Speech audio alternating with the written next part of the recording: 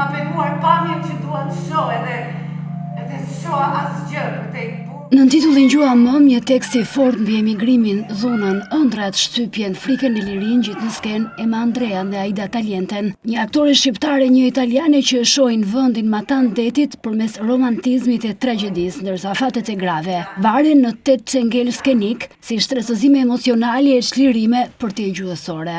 Sepse gjua e nënës është gjua e kulturës nga e cila vim. Është gjua e parë me cilën mësojmë të komunikojmë.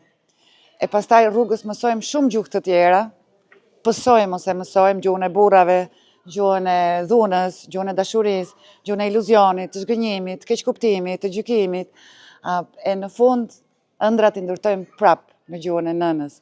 Shfaqja me tekst të shkruar nga 2 aktorit u gjit në skenë në 3 qytete në kuadër të javës së Europës. Deti, emigrimi dhe ëndrat vinë përmes elementësh skenik minimalist, ndërsa motivet muzikore dhe referencat kulturore rindërtuan një marrëdhënie mes vendeve, duke rindërtuar gjurmët historike. Por çfarë janë ato që ne varin në skenë?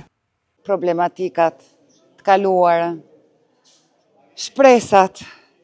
Në këtë rastin e tyre 2 grave, është gjithçka që del prej tyre, edhe prej nesh del çdo gjë dhe nuk harrohet, është gjithmonë aty. Gënjeshtrën me cilën ushqehesh, iluzionin e një lirie që ndodhet thjesht në bregun tjetër, mamën, otranton, viktimat që për dikë deti është romantik, po për një shqiptar është do mbetet gjithmonë një pjesë dramatike e historisë tonë. Shfaqja Gjua Mëm kërkon të përcjellë mesazhin mbi lirinë e njeriut e të gruas në shoqëri të ndryshme, ku nëse mungon liria e gruas, nuk mund të ketë as liri të shoqërisë.